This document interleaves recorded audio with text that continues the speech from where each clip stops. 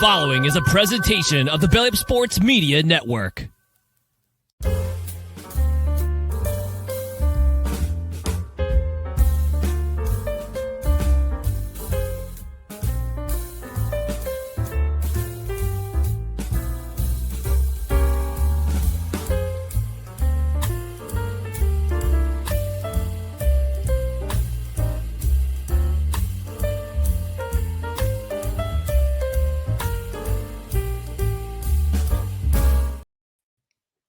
There we go. All right. Hello, everyone. Welcome to the Saturday brunch edition of No Credentials Required, where you don't need a press pass to talk sports, and you don't need an ID to get a mimosa. I kid. We are proudly presented by Belly Up Sports. My name's Ryan McCarthy. I'm one of your co-hosts, and to my right, my co-host is not here today. My co-host is Dustin. He has a family engagement, so he is not going to be with us today. But I do have a guest. I do have a guest co-host today. I wanted to bring in the heavy hitters because today, the greatest day of the year in the sporting calendar, debatable to some, it starts today. The Stanley Cup playoffs. I'm excited to bring in one of the heavy hitters when it comes to hockey because he is from the nation of Canada. We're not going to play anthems, so we're not going to boo each other. But please welcome from the 1420 Sports Bar podcast. He's a hockey enthusiast. He's also one of my favorite fellow Yankee fans here in the Belly Up Sports YouTube streams. He is also the general manager of the Lethbridge Bulls of the Canadian Baseball League, Western Canada Baseball League, which is a college baseball team up in Canada. Is Brent Radlinsky. Brent, good morning to you, sir. How you doing, Ryan? Good to join you here at having some brunch. I usually sitting down watching your guys' show, but now you threw me into pinch hit duties. I greatly appreciate it. It's good to see you. No, I appreciate you coming on because like I said, you're one of the heavy hitters when it comes to hockey. Stanley Cup playoffs start today, and we're going to preview the first round.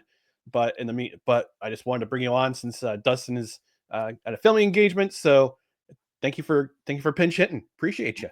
Not a problem at all. I remember a couple of months back you put something on the Twitter machine, a poll about the hardest trophy to win. I'm sure we'll talk about it a little bit later. We can get into it right now about the hardest trophy to win. And to me, it's the Stanley Cup playoffs, and it gets going tonight because you got to win 4 games 4 times, and not many.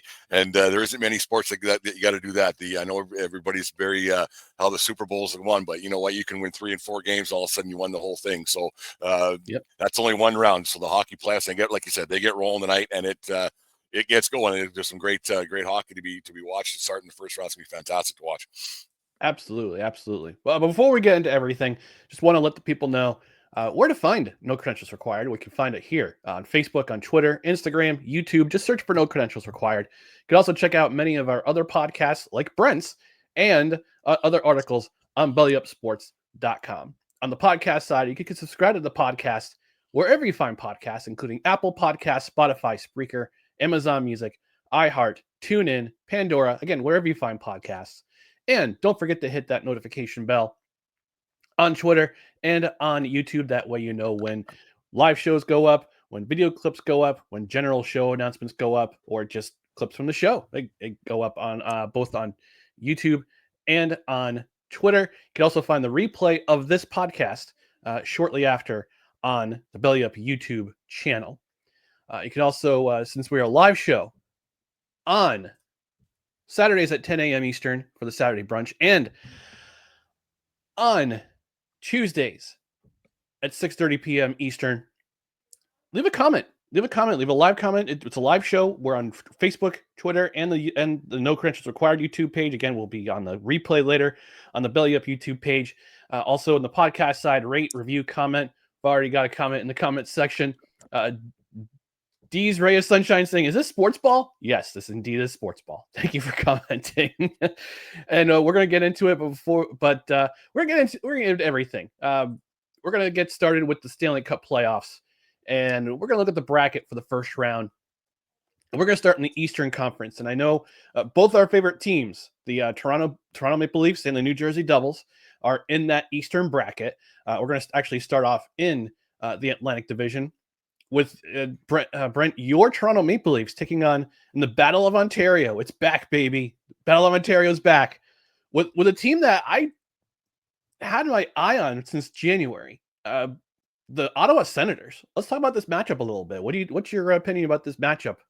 Yeah, the Senators kind of went out and made a couple of deals. They went and got Dylan Cousins from ex-Leopard Hurricane Dylan Cousins from the Buffalo Sabres. Hey. And I'm not saying he was a spark plug to get that team going, but all of a sudden they're going a little bit. Ottawa is, and they're one of those teams that believes in themselves, and they got enough grit on the back end. They got or on the front end with Tkachuk, obviously what the pests that they can be, him and his brother, and then you add in Ridley Gregg, another kind of a Lethbridge-born guy.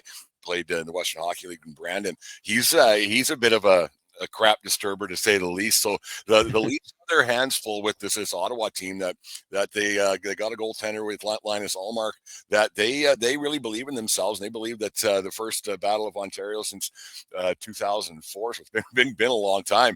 They really feel that they got a chance to win this series, and Leafs fans are already kind of clenching their butt cheeks a little bit because over the years, I think everybody knows that the ineptitude is the polite way of saying it here on a Saturday morning of the Toronto Maple Leafs over the years, and they haven't been able to get anything done. Only getting past the first round, I think it was last year or 2 years in a row now, but didn't mean anything. So I don't know if people of Toronto, I think this is going to be a slam dunk, and I don't either. And that's not just the Leaf fan in me because the years of not doing anything. I think that's just in general. This Ottawa team's for real, and they got a really good team. Sanderson is on defense is fantastic, and he's better than anything that Toronto's got. Yeah, Toronto made some deals, but I don't know how much faith I do have in the Leafs to get by this first round. Until they do something, there's going to be that negativity. That's with anything, really.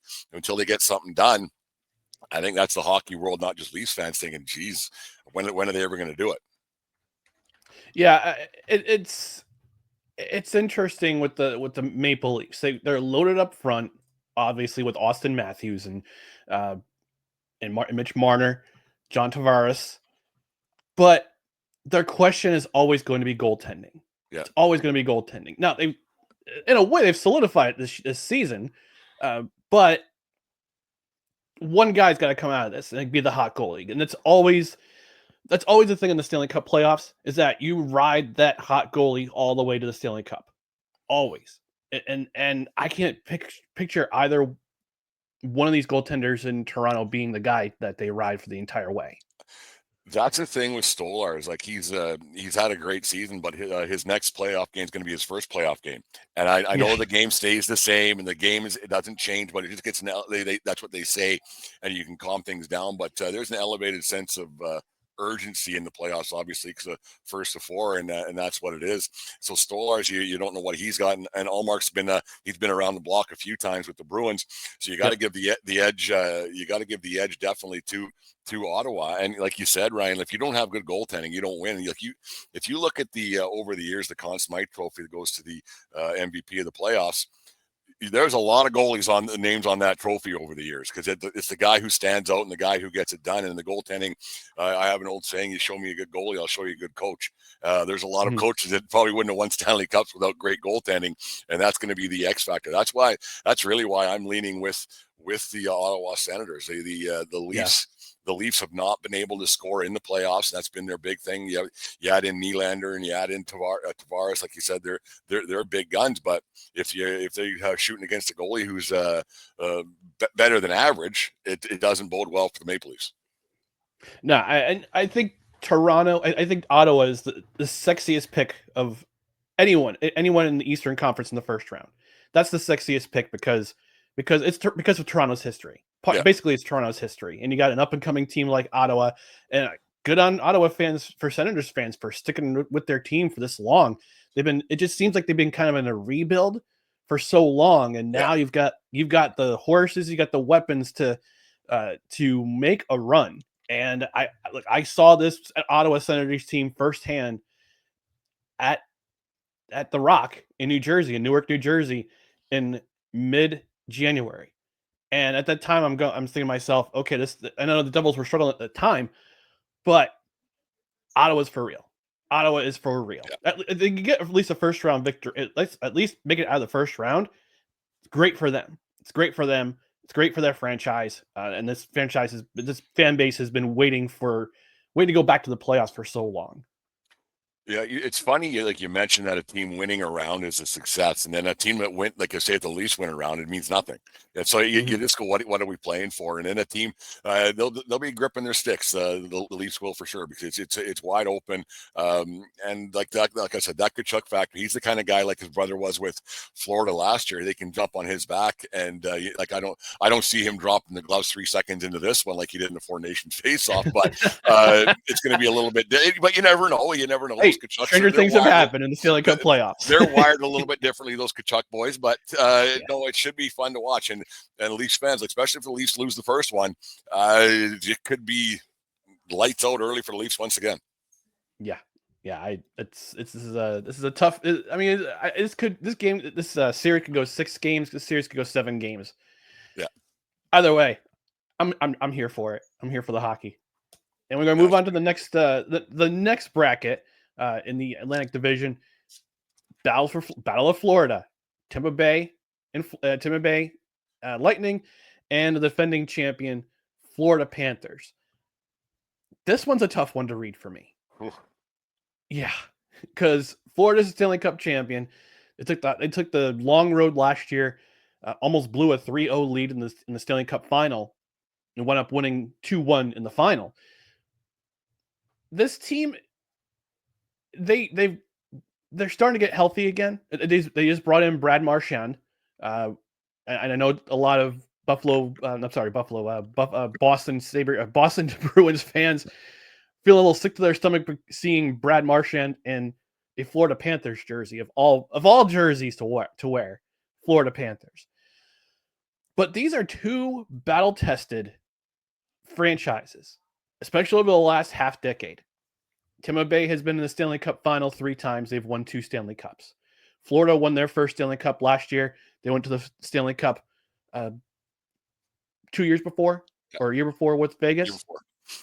So these are 2 grizzled, battle-tested playoff franchises, and I could see this matchup going.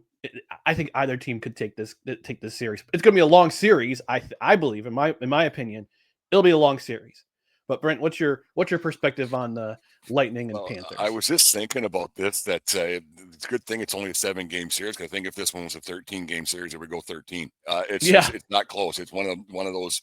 You go, holy cow! Both of these teams have 2 great goaltenders with Vasilevsky and Bobrovsky. You got Kucherov out there in Tampa, one of the best players in the game. Might be if it wasn't for Hellebuck, he's probably the MVP this season. He's fantastic. And then you add in what they got going on over there in Florida, and we're getting Marchand and then Seth Jones on the back end. I don't know how, like, it's just there, and just Tkachuk is going to be playing, how healthy he is, whether it was just one of those Las Vegas-esque kind of an injury where he's miraculously better already, like his health is just bang, it's the end of middle of April, I'm good now. They injected some cash into him, and now he's good to go. I'm good to go. I'm fine. Nothing over here, nothing to see here. But nothing. This one's going to be a definite to battle. Like it is this like Braden Point might be the X factor, because some guys might cancel themselves out on either side. And Point is a heck of a player. He's just really good. I think that this one could go, like I said, I think this could go 7. I think it's going to be hard. It's a hard one to pick because both teams have a championship pedigree. But like you said there, Ryan, when you play this much hockey over the time, and then a lot of these guys played in that, and this alludes to this Four Nations face-off a lot, because it was one. Actually, I want to talk to you about that in half a second, but you play high, and it's nothing to do with the Canada-US thing. It was just how great it was. Just like a lot of high impact hockey for a lot of guys in the last few years. And no matter how young and fit and everything else you are, that can wear in a body for sure, because it's a different level, and you're just going every other night, and it's not a game in Columbus on a Tuesday in January. Like these games, not that Columbus is a bad hockey market by any means, but it's a different level of intensity. And for that's what's going to be the thing is, I think the health thing is going to be huge in this, and the high impact hockey. And a lot of these guys have played, like I said, it's going to be a good one. It's the first time Tampa's been through it without their longtime leader Steve Stamkos as well. So can the other guys step up and take over from the footsteps of the probably a Hall of Famer in Stamkos? So it's going to be I think it's going to be one of the best series, and that might not be seen by some people on the West Coast, which is too bad. It's just it's funny how hockey doesn't find a way to do that. I understand how time zones work, but it's this one's going to be a good one. Like if I had $10 in my pocket, I wouldn't put down $10 on either, because it's just so hard to pick. But I would lean towards Tampa, just because I think Vasilevsky is just a little bit better than Bobrovsky. And that's kind of my take on that one. Yeah, you talked about Braden Point, and Braden Point is one of those players who's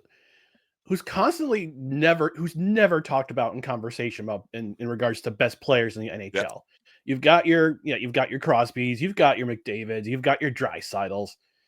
Nobody ever mentions Braden Point. Is it kind of a bias against where he plays? Yeah, that's exactly it. And that'd be like, if you think about it, that'd be the perfect place to play hockey. Nobody knows who you are. Mm-hmm. Like you're making millions, and the weather's tax-free. Income tax-free. I know they get the odd hurricane that rolls through there, but whatever. Yeah, you deal with the good. You take the good, you take the bad, like the Facts of Life said years and years ago. But that's right. You just, all right, but he plays somewhere in anonymity a little bit, and he can just go and play hockey. And he's like, there's Florida State football, there's Florida this, there's Florida that, and then where do the Tampa Bay Lightning sit in that hierarchy? Like, it's all right, good. And it's like if you played in Edmonton or in St. Louis, even he would be a much bigger name. And he's a great hockey player. It's an underrated hockey player that's just he'll probably be there forever and retire somewhere else or stay there. And this what people ask him what he did for a living. He could say anything. It's great. Yeah. It's Braden Point vastly underrated in my opinion, and of course in Brent's opinion too. Got some more comments in the comment section. D's Ray of Sunshine saying, "Woo, Florida." She also says, "Those jerseys do look good. They are a solid jersey. I will say, Florida Panthers with the shield. I like that. I like it." And Rich chiming in saying, "Armbar." Chris Jericho fan right there. One of Canada's own. Yeah. So we're gonna move on to the Metropolitan Division, and in the Metropolitan Division we have the Washington Capitals facing the Montreal Canadiens. Yes, there's quite a point gap between Washington and Montreal. Washington has been sort of a wagon since December. I know the New Jersey Devils. My New Jersey Devils were in first and second place from October through November, and then December hit, and Washington just surged. And yes, they're riding the momentum with Alex Ovechkin and breaking his goal scoring record. Mind you, he had a broken freaking leg back in December, and on January, 6 weeks later, he's back on the ice, and he wound up breaking the record. So congratulations to him. On the other side of the puck, I'm not sleeping on Montreal. I don't think anybody should sleep on Montreal.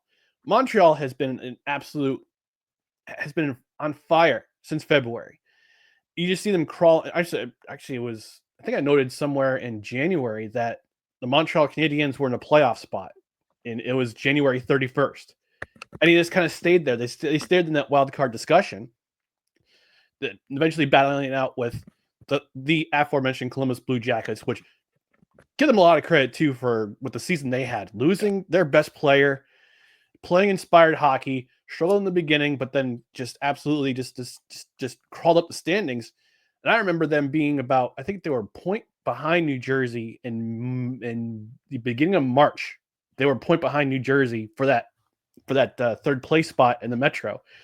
But Montreal, Nick Suzuki, Cole Caulfield, a couple of pretty solid city goaltenders and Sam Montembeault.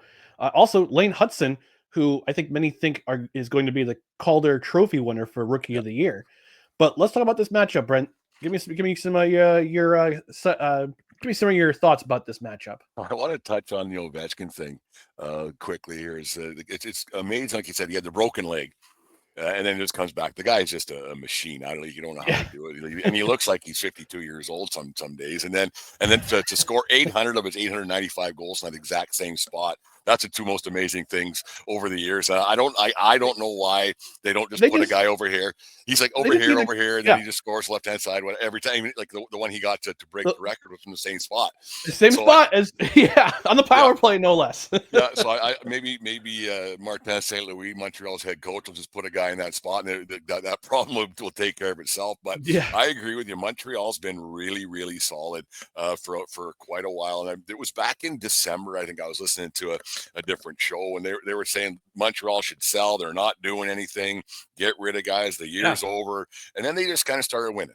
They started winning and getting things going. They got some goaltending, and they kind of started to believe in themselves. And they eked into the playoffs in the second, I think first, second, last day of the season, and there it is. And that's a team that would scare me if I was Washington. I know Washington, they've struggled the last little bit, but that was one of the teams that, we're our spots here, whatever. We're not going to go up or down. They were so far ahead in the Metro standings, it didn't really matter. I think it's a bit of I wouldn't be the first person to say it's a bit of a surprise that the Capitals came out of nowhere to finish with the record that they had.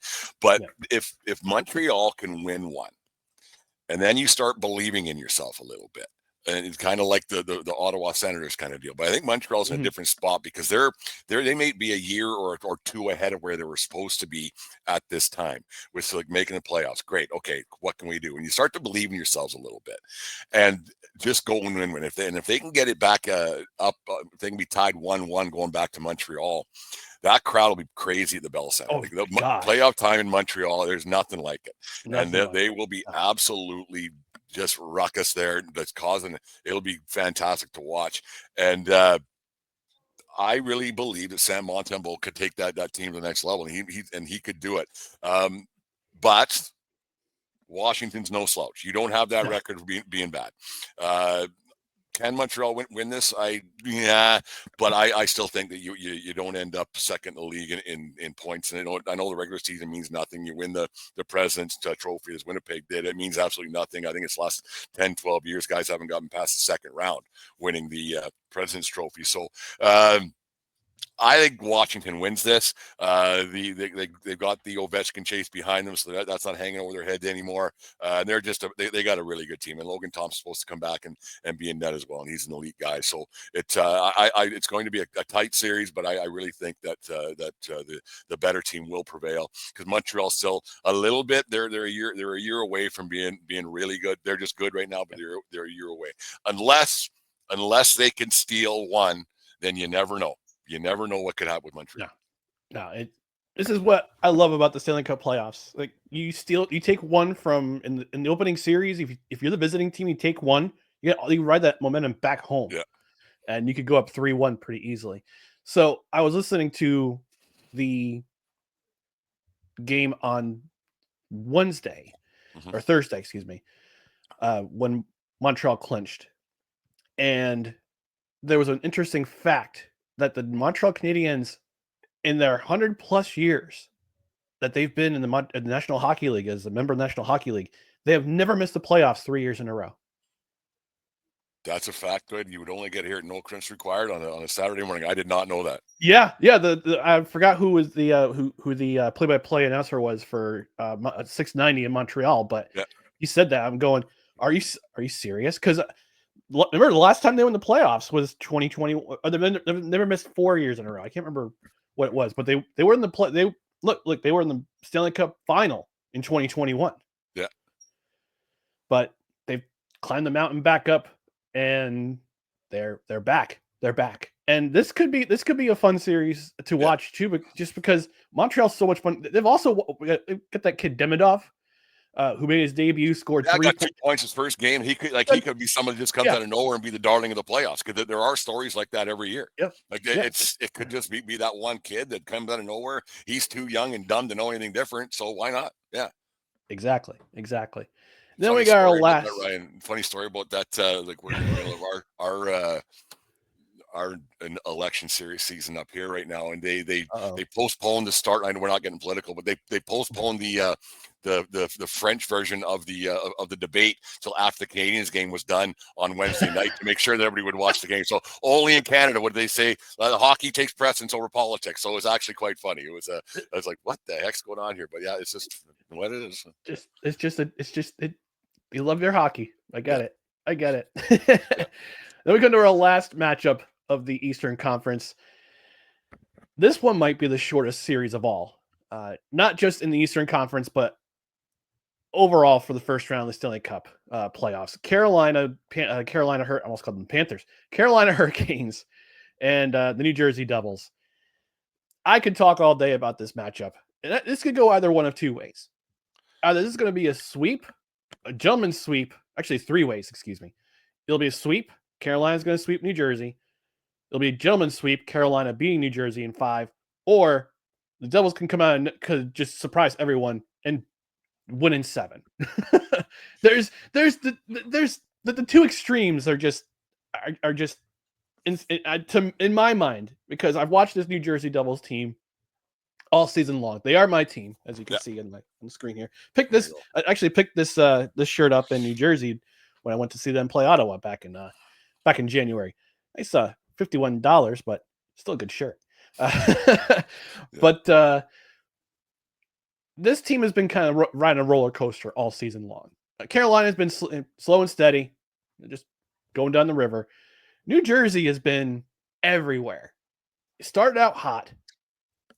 December hits, and all of a sudden injuries start to hit. Poor play starts to hit.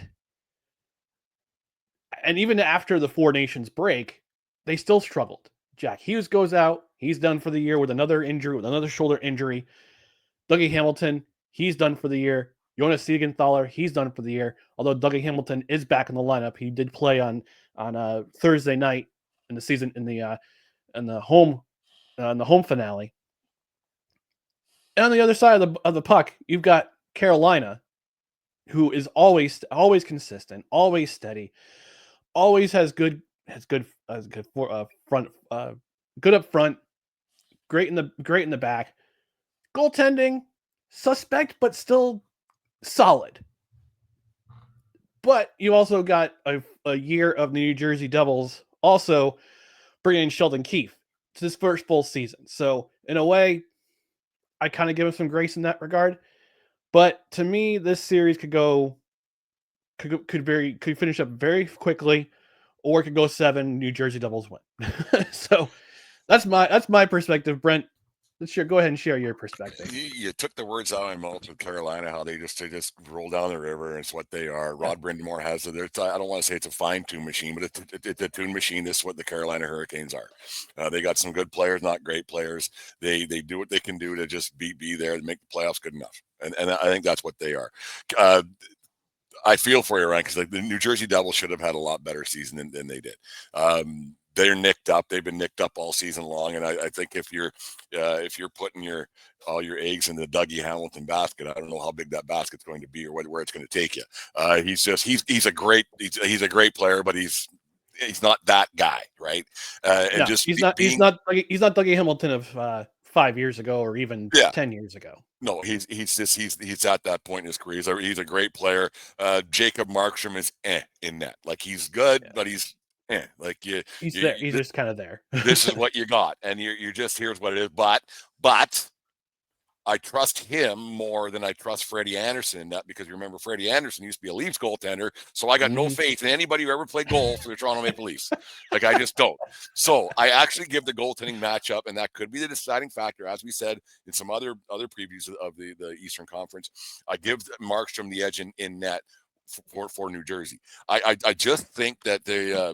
Carolina, they made some deals. That Stankoven kid's okay.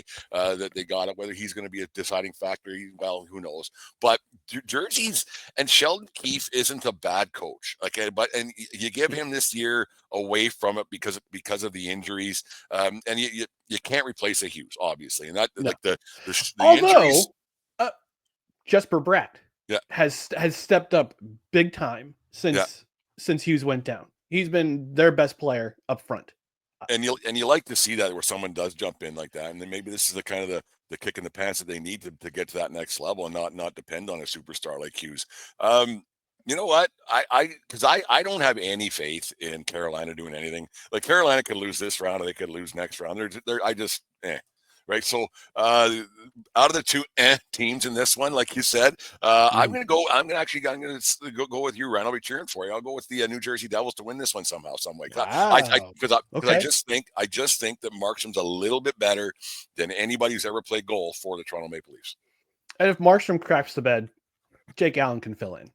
He was pretty solid. He was pretty solid in Markstrom's absence. When Markey went down with the knee injury.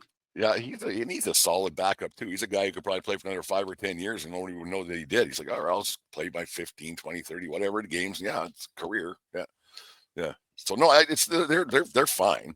Like, is Aho a deciding factor there as well? Because Aho's a really good player. But is anyone scared of him? Not really. It's just one of those series. He's another one of those players that's kind of under the radar, like Braden Point in Tampa Bay. More comments in the comments section. Desi saying, D's Ray Sunstein saying, love the hockey talk. Ryan, the beard's looking good. Thank you. She also says Hurricanes all the way. And also says, I wish New Jersey was more consistent. Me too. That's the biggest thing. And it's so hard. Like, winning is hard. And then to do it consistently is even harder. It really is. Because you have so many factors, especially when it comes to hockey with salary cap and everything else. It's really tough. You can't just insert player here. You can't really, you need your top 6 guys and your top 4 defensemen to be your top 6 guys and top 4 defensemen. If one of those guys goes down, what are you doing? Because like I said, that salary cap can be really tough to circumvent. Yeah, unless you're Las Vegas and they find a way to do it. Unless you're the Golden Knights of Vegas, you don't have to worry about that. One other factor I figure into the conversation with New Jersey Devils, they're very young on defense. Very young on defense. Luke Hughes, Shimon Nemec, they're younger guys. Yeah. You're going to learn today what playoff hockey is. It's a different level. Starts tomorrow, so. Yeah, it's a different level. Everybody says how soft hockey players, they're not soft, but they're a little different than they were 20, 30 years ago, obviously. But they like once that eye's in the prize, and you're 16 wins away from lifting that trophy, it goes. And you watch the what these guys go through in this next 2 months, and the wear and tear they have in their body, and just to be able to push themselves through it. And when you see in June when someone finally lifts that thing, just the sense of relief almost more than it is a sense of jubilation. Like it's something to see. It's crazy, and it all gets going. I'm excited. Yeah. All right, we're gonna move on. Actually, you know what? Let's take a quick commercial. Let's take a network mandated commercial break. When we come back, we'll preview the Stanley. I'm a company guy. I can't help it. That's good. That's good. We're going to talk about the Western Conference. Then we're going to talk about our favorite athletes to ever wear the number 27. So stay tuned. Stand by for more No Credentials Required. This episode of No Credentials Required is brought to you by Invader Coffee. For the coffee lover who wants good, quality coffee with no bullshit and no filler, Invader Coffee is an ultra-premium, veteran-owned coffee company proudly delivering only the best coffee your hard-earned money can buy. They aim to only serve the highest quality, organic, air-roasted coffee beans sourced from free trade farms all over the world. They keep things simple. The best coffee at an affordable price in order to provide you with the value you deserve for your morning boost. 100% fair trade, 100% organic coffee beans, 100% air-roasted, 100% money-back guarantee. Visit invadercoffee.com, enter promo code BELLYUP at checkout, and receive 15% off your order.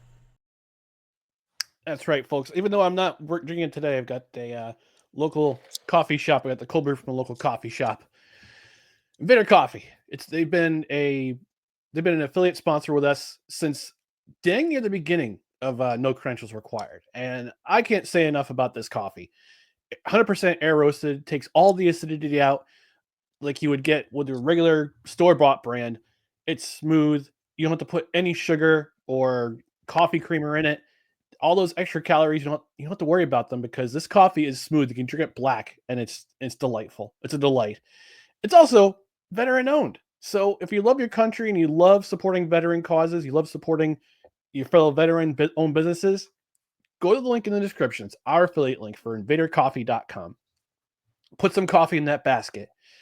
Use promo code BELLYUP at checkout. You get 15% off your order. You can pay a little bit more for shipping, but it comes to your house fresh roasted, or if you get the whole bean, beans are roasted and they're ready to go right in the bag. Or if you get ground, they're fresh ground. And it's a brand that I tried at first, and then I said, come on board as an affiliate sponsor. So I'm not sure if they ship to Canada, but if I could, I would send you a bag of Invader coffee. There's always a way. There's always a way. There's always a way. Coffee mules crossing the border. Yeah, exactly. So again, links in the description for our affiliate link. And again, use promo code BELLYUP at checkout. Get 15% off your order. So for some of the best coffee, as that handsome man in the voiceover said, it's the best coffee your hard-earned money can buy. 100% money back guarantee. So if you get a bag, you don't like it, they'll give you your money back. It's 100% money back guarantee. But I guarantee that you will absolutely love this coffee and you'll get more of it. And like many of the other sponsors on this show, get the no credentials required seal of approval. Yes, we have a show mascot. His name is Puppers, and there it is, Brent. There it is. Yeah. All right, we're going to check in now. Well, actually, we're going to check out the western side of the Stanley Cup bracket, first round. Let's start in the Central Division. The Winnipeg Jets, almost said Blue Bombers, Winnipeg Jets, who have been an absolute wagon all season long.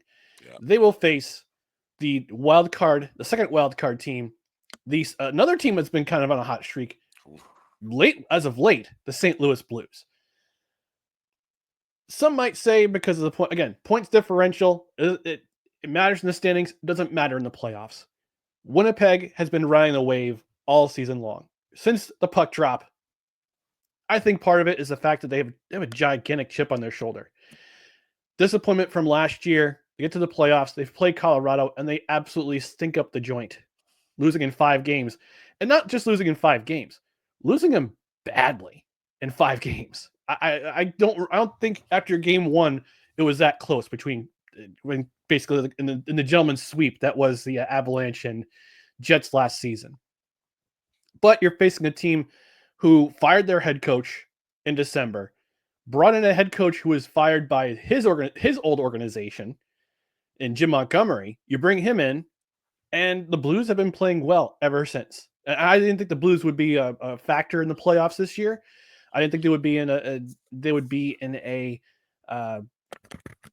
think they would even be in the conversation. I thought they would be a lottery team this year.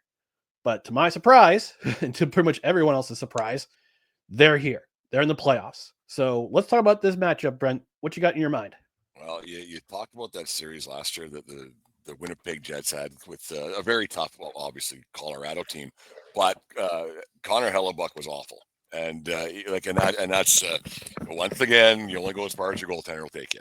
And yep. Hellebuck was just flat out terrible. And then he talked double speak last year. If you remember last year in the playoffs, I was like, what the heck's he even talking? This doesn't make any sense. We thought he was good, but he's giving up 6 and 7 a night. Like what the the puck didn't hit you, man. Like it's pretty simple. Like he wasn't good. So this is a bit of been a redemption tour of a season for him. He's probably going to win the MVP. He's going to win the Vezina and the like. He's been fantastic, but like you said, this is St. Louis Blues team. You're reminiscent of 2019 when they won the Stanley Cup and Laura Branigan and Gloria took over for them as their anthem.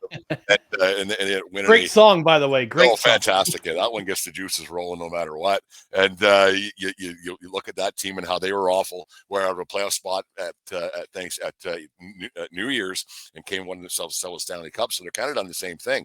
And Jordan Binnington was a big reason for that. And Binnington's already played in a couple of big games already. Is the same as Hellebuck did it at Four Nations face-off. And I didn't have much faith in Binnington going into that tournament as Canada's #1 guy, but he proved me wrong and a lot of people wrong, and so he's still that guy.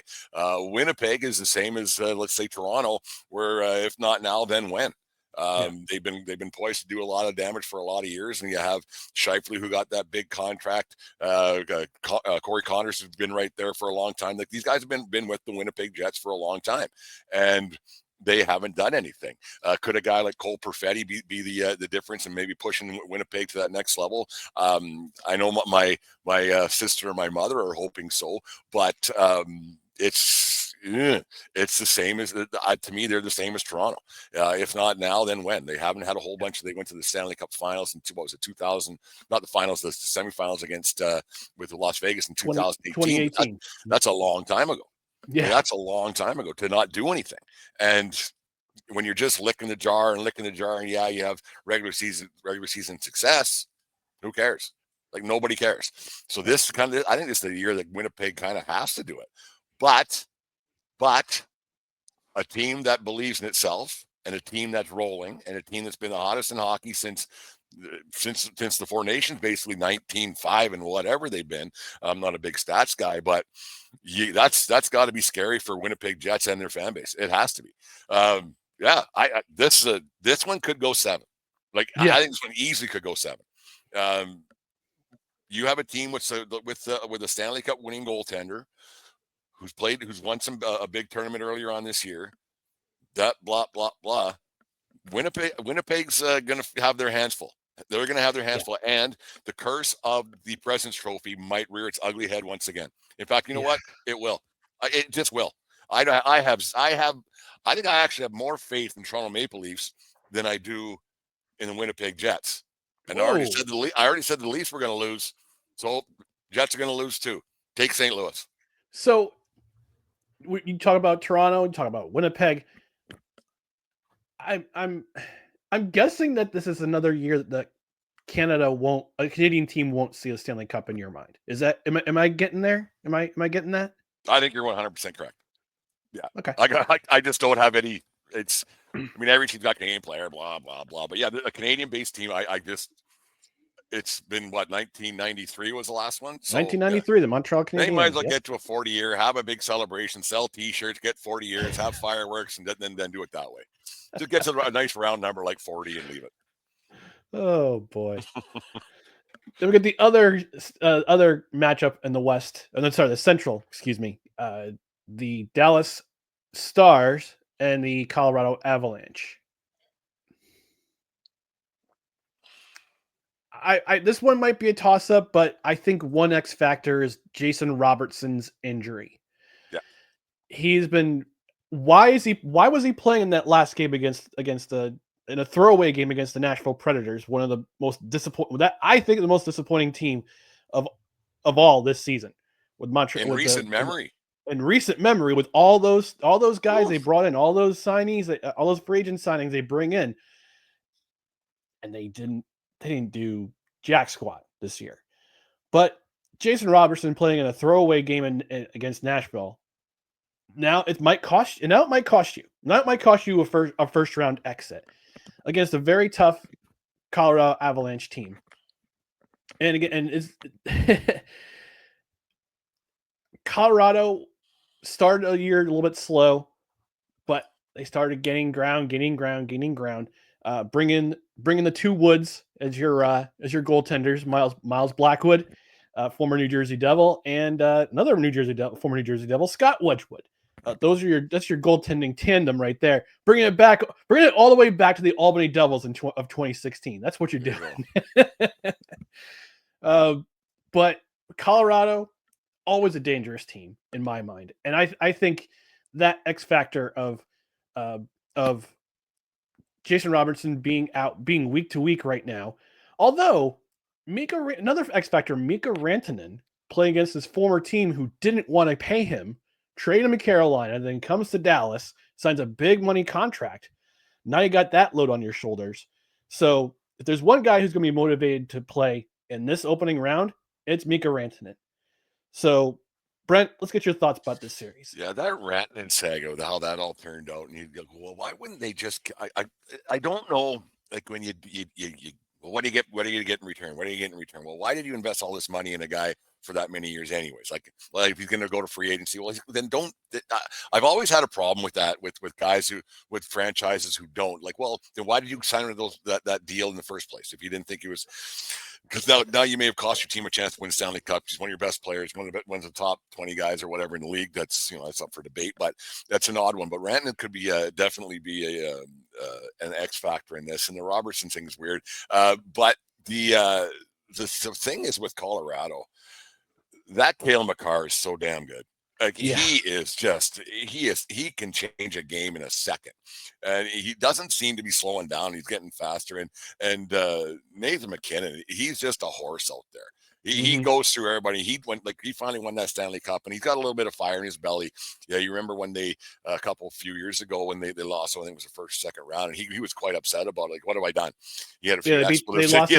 They lost to Seattle in the first round. Yeah, he had a few expletives in his conversation with the media after that. Yeah. He was quite upset, and you like seeing a guy, a leader like that will take it to heart more than well, we lost, we'll try again next year. But no, he wanted to win something because you make millions of dollars, everything else. These guys, I don't know if all of them, but a lot of guys want a legacy.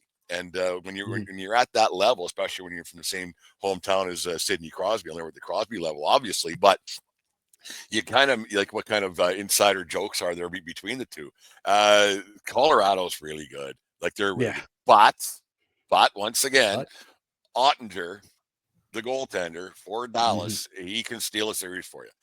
He's fantastic. A couple of years back, he against the Calgary Flames, there was a series there. The Flames were a lot better. There's last year of Tkachuk and Goudreau that they were there, and Ottinger almost took that series all by himself.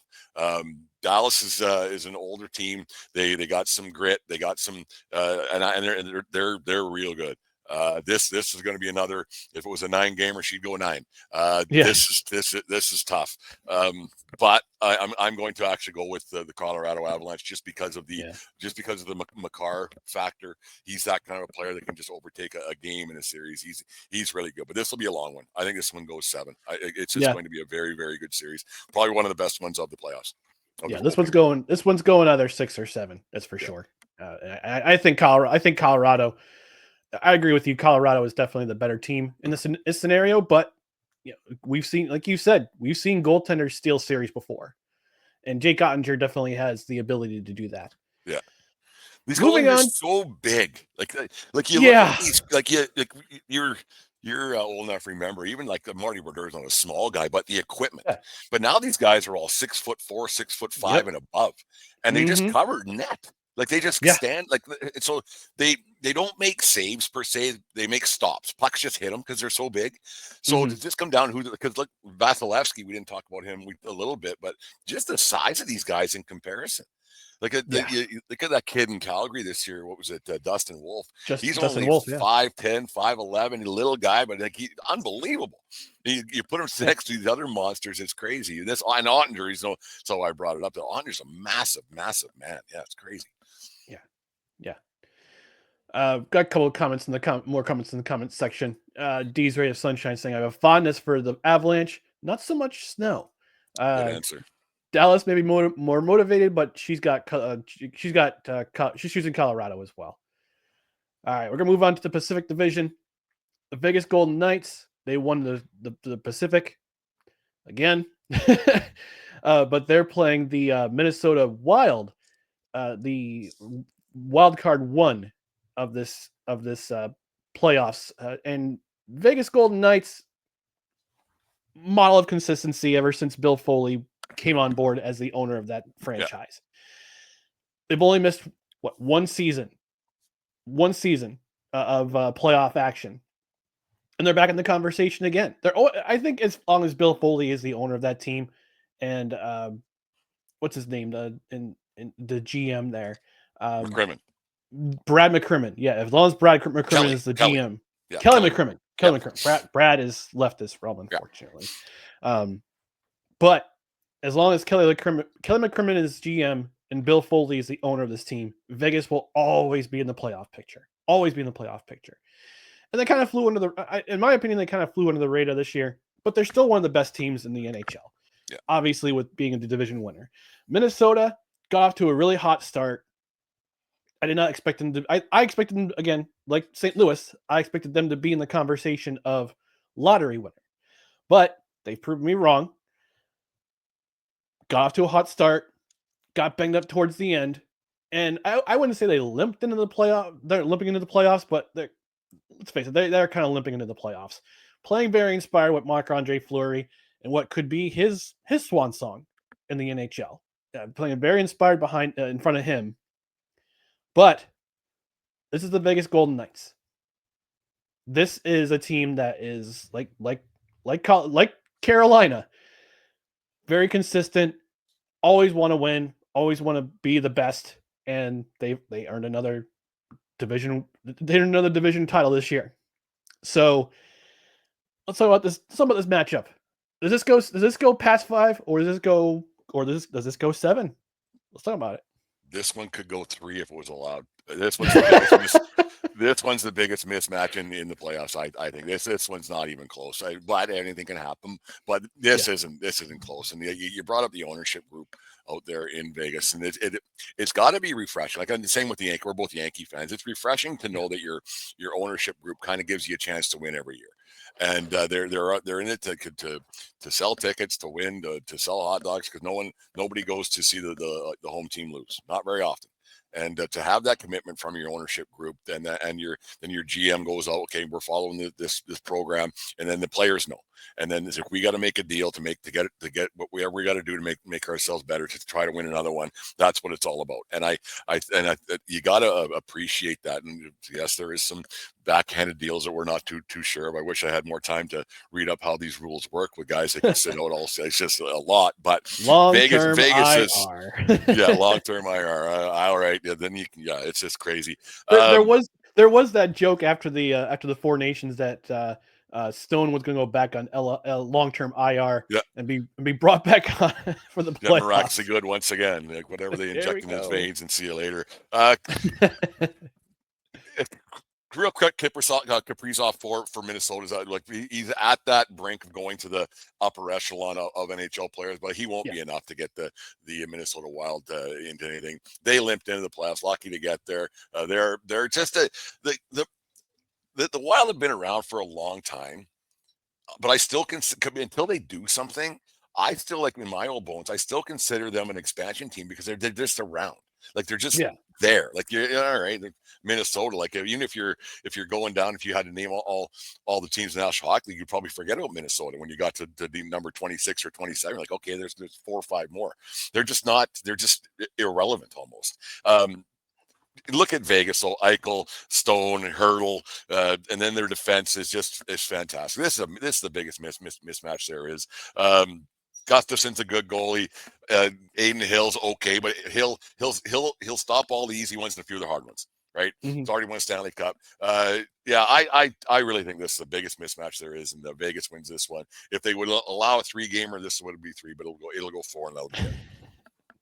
Yeah, this one's going to be one of the earliest exits, just because of how Vegas is built. Yeah. And Minnesota can there's got to be some way that the North Stars name can be brought back. Got to be some way. And I know the Dallas Stars would be very hesitant to do so, but they got to bring back that name, man. When they wear those yellow and green jerseys, the reverse retro ones. Oh, I love those. They great.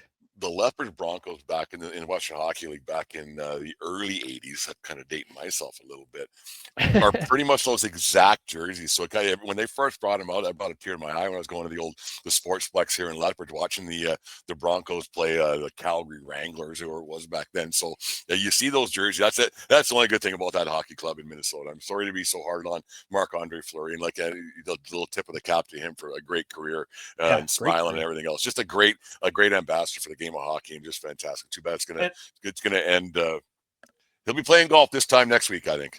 Yeah, and one of the best locker room dudes. Yeah, by far.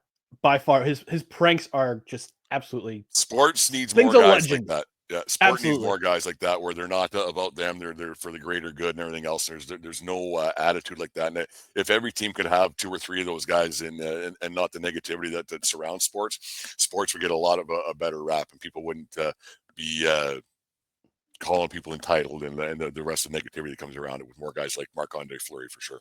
Right. We got some more comments. James Erickson saying Fleury sending Vegas home early is the result we need, not the one we deserve. Your mouth to God's ears. Wow. And James Enfield saying Vegas going out in the first round would bring jollity and mirth to the rest of the league. Huh? Yeah. And D's Ray Sunshine saying golf isn't a bad choice. No, it is not. It is not. It's Mark. I mean, Mark Twain called it a good walk spoiled, but at least there's drinks. Yeah. At least there's beer. Yeah, it's funny. And we come to our final playoff matchup of the first round. The Los Angeles Kings earning the 2 spot in the Pacific, playing the Edmonton Oilers, the defending Western Conference champion. This is the Los Angeles Kings, man. I can't name a single player in that roster outside of Kopitar, but they're here. But they're one of the best teams. They almost won this division this season, and I thought I would out of nowhere. But this team is built. This team is tough up front. This team doesn't score a lot of goals, but they don't let a lot of them in either. And even though I can't name anyone outside of Kopitar, Andre Kopitar, I think this team's good. This team is very good. And they're playing an Edmonton Oilers team. Granted, they still have McDavid. They still have Draisaitl up front, as far as we know, because they've been hurt. They've been injured the last month or so.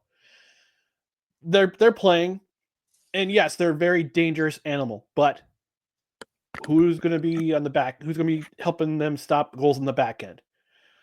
What if Stuart Skinner, who showed up in during last year's Stanley Cup final, showed up for the last 4 games, but this year has been roller coaster. Their goaltending has been, and this goaltending ever since McDavid's entered the league has been suspect, up and down roller coaster. My feeling is now that this is the 4th year in a row that these two teams have met. Edmonton's won the first 3, but this time around, the Kings have home ice advantage. And I think this could go very, very different. For me, I think the Kings win it in 5, maybe 6 games. Brent, let's get your perspective. I got that circled right on my sheet right here.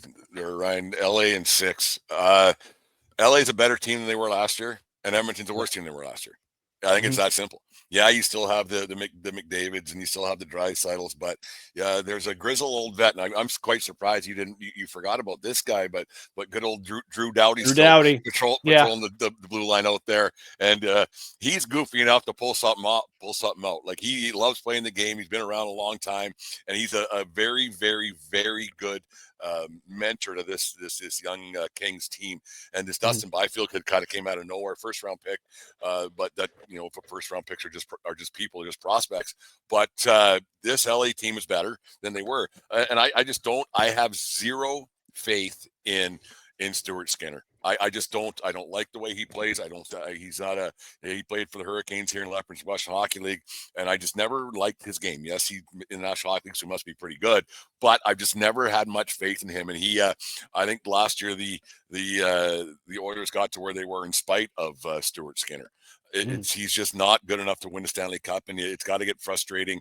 And it's got to get frustrating for McDavid, and it's got to get frustrating for Draisaitl, and because these guys are 2 of the top 5 guys in the league, and I don't think that's disputable. They're that good. But if you don't have Darnell Nurse, he kind of gets a bit of a bad rap because of his contract. Nobody said nobody had to offer him $9 million a year, but no one's gonna. Anybody who got offered, you take it. Am I gonna say no?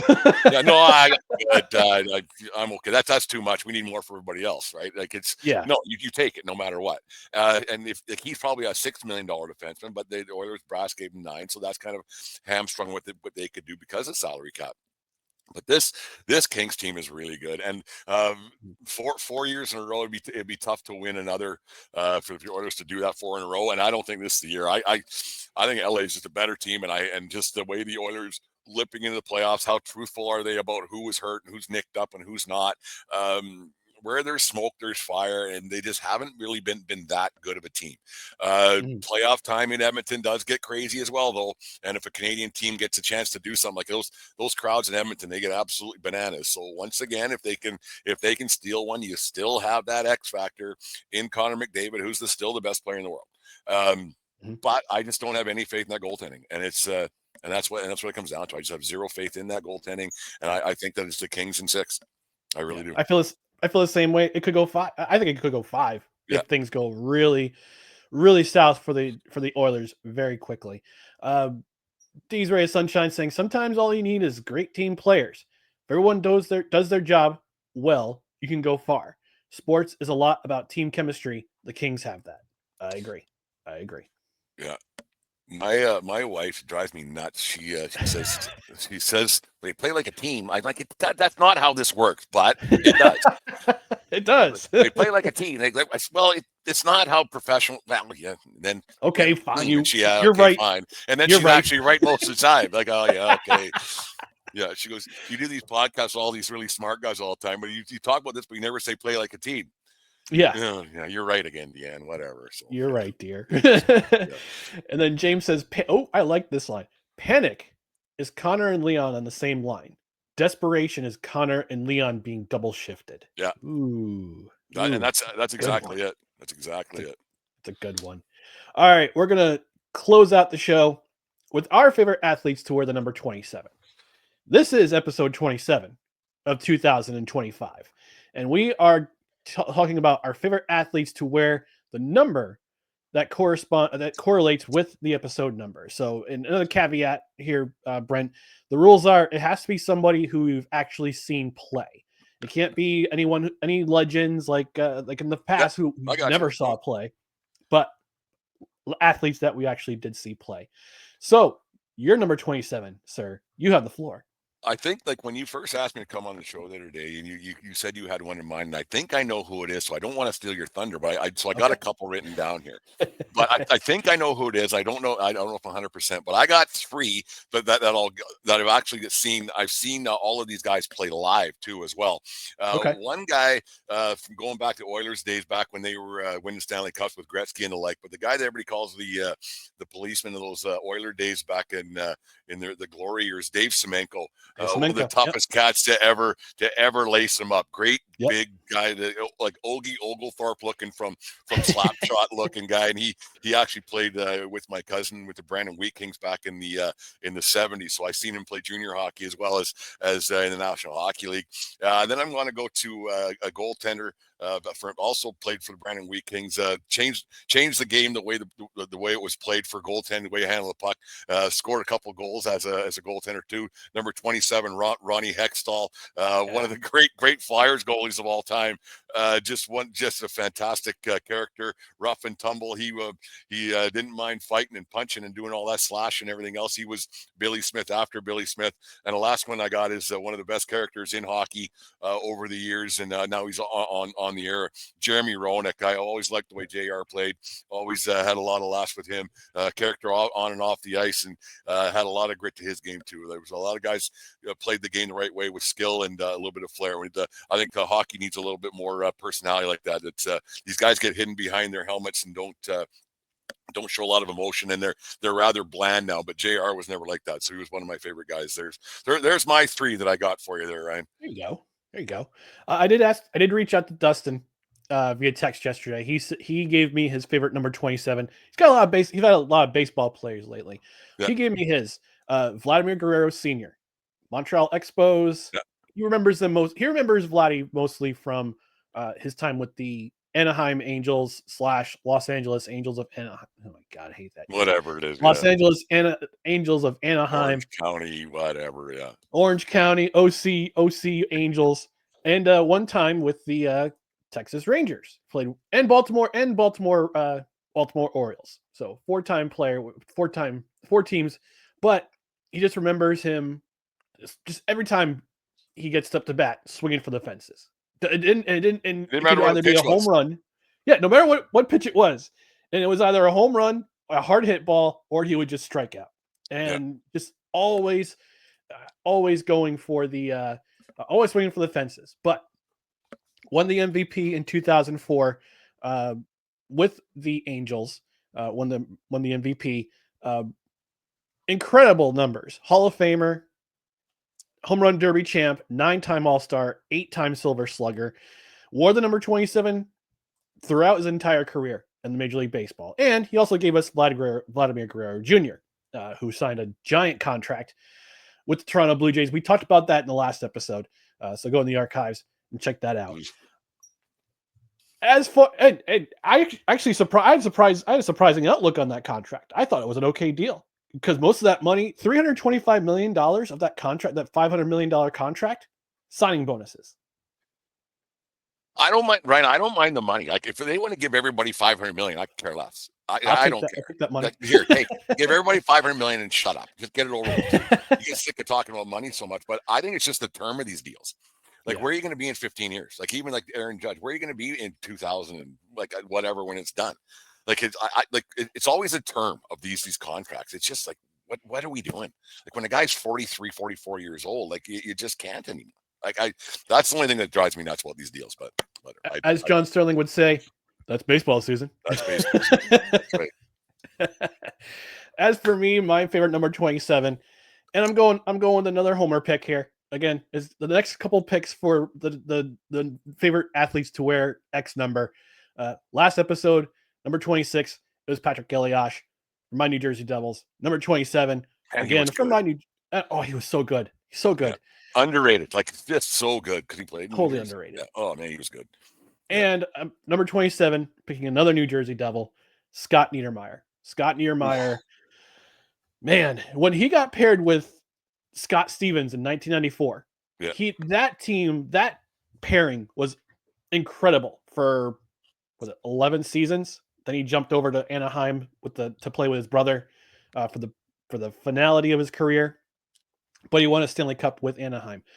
Part of all three New Jersey Devils Stanley Cup winning teams. One of the best scoring defensemen in my mind. And the one play that sticks out in my mind is in Game 2, the Stanley Cup final in 1995, when he pulled off a Bobby Orr move. Yeah. End to end. Shot the puck off the board, got the rebound back, and put it in the net, back of the net past Chris Osgood. That tied the score at 2 in the second period of that game. And that goal turned the tide for the entire series, in my opinion. Because at that point, Detroit had the momentum. All the momentum of that series that seems like is going to go back to New Jersey tied up at 1. But Niedermayer scores that goal, and all the momentum just shifts, and just a snowball effect downward from there. Jimmy Dowd scores the game-winning goal with less than a minute left in that game. Then then the Devils just go absolutely just crush the Red Wings the next 2 games to win the first Stanley Cup in a sweep. And Scott Niedermayer was part of that team, and he was part of a defensive tandem with Scott Stevens that was damn near impenetrable at times. Yeah. And you have a goaltender like Martin Brodeur, the GOAT, in my opinion, and backing you up in net. But his major part of that Stanley Cup team was the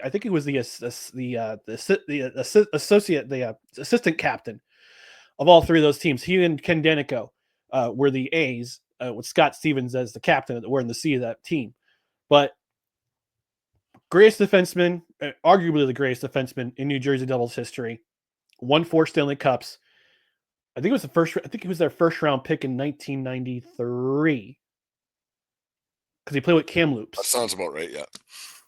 Yeah, and he was actually a Calder Trophy. He was also I think it was a Calder Trophy finalist in 93. Because I remember them getting gentlemen swept by the Pittsburgh Penguins in that Stanley Cup playoff. But that was the first of his many times in the playoffs. Considered one of the best, and he wasn't just a great solid defenseman, but he could score. He could score goals. He could score. He was a part of the power play of the New Jersey Devils for so many years, and he's my favorite to wear the number 27. Has his jersey hung up at the Rock in Newark, New Jersey, alongside Denico, Stevens, Elias, and Brodeur. Those 5 numbers are now retired. The thing about Niedermayer, he made it look so effortless. Like, just unbelievable how good that guy could skate. And he would change the game, just slow it down to his pace, and just do whatever he wanted to do. And it was crazy. I saw him a couple of years after he retired. I played hockey against him years ago. He's from just down the road in Cranbrook here in BC, and so got to know him a little bit. This is a long, long time ago, obviously, but I saw him a few years after he retired, and he was chasing his kids around this hockey tournament in Edmonton, around West Edmonton Mall. It's this massive youth tournament, and he was chasing his kids around, and I just bumped into him. I said, "How do you like retirement?" He said, "Not very much right now," because he chased his kids around. It was harder to chase kids around than it was to chase hockey players around. So, just an awesome hockey player. Like, you talk about his Kamloops years. There wasn't a trophy he didn't win on the team level. He won Memorial Cup, Stanley Cups, Olympic gold medals, World Championships, and on and on and on it went. Like, there's nothing the guy didn't win. World Junior Championships, like, just everything the guy touched turned to gold. He was a phenomenal player. No, he's just a fantastic human being and a fantastic player. No, just a great ambassador of the game as well. Yeah, we got a couple more comments before we get out of here. D's Ray Sunshine saying hockey fans are a lot like NASCAR fans. We go to see the fights and wrecks. LOL. Hockey needs more personality. I agree. James says Niedermayer was great on that second pairing with Colin White and the egg line. If I remember correctly, it was Elias, Giunta, and I'm trying to remember who the third G was of that egg line. Trying to remember who that was. You got me here. I'm thinking here. Oh, Scott Gomez. Oh yeah. Can't forget the old Scotty Gomez. Yep. So it was Elias, Gomez, and Jason Arnott. Sorry. I don't know why he had G in there, but that's okay.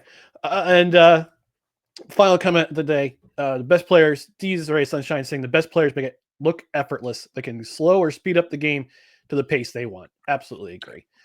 All right, we're going to wrap things up, but before we get out of here, I'm going to have Brent tell you where you can find him. Go ahead, Brent. Ryan, first off, thanks for having me on. This is a lot of fun. I could talk hockey with you all day long. Not a lot of guys at the old Belly Up Network even know hockey exists, let alone watch. It's a lot of fun. But anyways, 1420 Sports Bar Podcast, 4 Beer Sports Talk, and a whole lot more. Get on at least once a week. A little bit busy schedule right now with my role with the baseball team here around Lethbridge, but it's a lot of fun to get on and talk sports. A lot of baseball, a lot of hockey, and everything else going on in the world of sports. Always have a certain twist, just like you would at your local watering hole to just sit around and BS about some sports. All right. And again, thank you for pinch hitting for Dustin. I appreciate you. Appreciate having somebody to talk hockey with on our program. So we'll talk about it again on Tuesday. But in the meantime, let's let people know at home where you can find No Credentials Required, which is at Facebook, Twitter, Instagram, and YouTube. Just search for No Credentials Required. And you can listen to many other podcasts like Brent's and read our articles at bellyupsports.com. On the podcast side, you can subscribe to the podcast wherever you find podcasts, including Apple Podcasts, Spotify, Spreaker, Amazon Music, iHeart, TuneIn, and Pandora. And please don't forget to hit that notification bell on Twitter and on YouTube. That way you know when live shows go up, when video clips go up, or when we have general show announcements. So in the meantime, we're going to get out of here. We're going to enjoy our Easter weekend. Happy Easter to those who observe. Happy Passover to those who observe as well. And we'll see you on Tuesday night at 6:30 Eastern. We'll return with when Dustin returns. But in the meantime, thank you for tuning in to No Credentials Required, where you don't need a press pass to talk sports. We are proudly presented by Belly Up Sports. For Brent, I'm Ryan McCarthy. We'll talk to you on Tuesday. Again, have a great weekend. Happy Easter. Happy Passover. Enjoy yourselves this weekend. Be safe out there. We'll talk to you again on Tuesday. Have a good day, everybody.